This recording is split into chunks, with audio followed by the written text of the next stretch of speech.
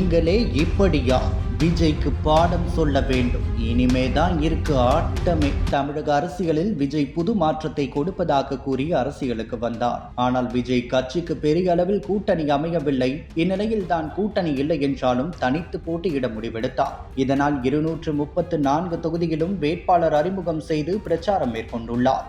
விஜய் மட்டுமே 2 தொகுதியில் களமிறங்குகிறார். இந்நிலையில் தான் விஜய்க்கு சரியான ஆலோசகர் இல்லை என்றும் சரியான வேட்புமனு கூட தயாரிக்கவில்லை என்றே கூறப்படுகிறது.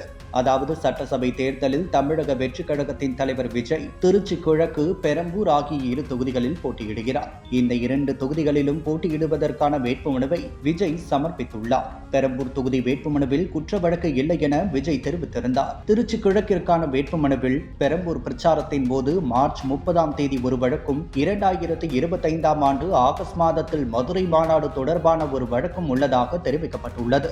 ஒரே வேட்பாளர் 2 வெவ்வேறு தொகுதிகளில் சமர்ப்பித்துள்ள வேட்புமனுக்களில் இவ்வாறு மாறுபட்ட முரண்பட்ட தகவல்கள் இருப்பது சர்ச்சையை ஏற்படுத்தியுள்ளது. இது பற்றி கட்சியினரிடம் விசாரித்த போது பழைய வழக்கு இருப்பது பின்னர் தான் தெரிய வந்தது. பிரமாண பத்திரத்தில் மாறுதல் செய்வதற்கும் கூடுதலாக சேர்ப்பதற்கும் இன்னும் அவகாசம் உள்ளது.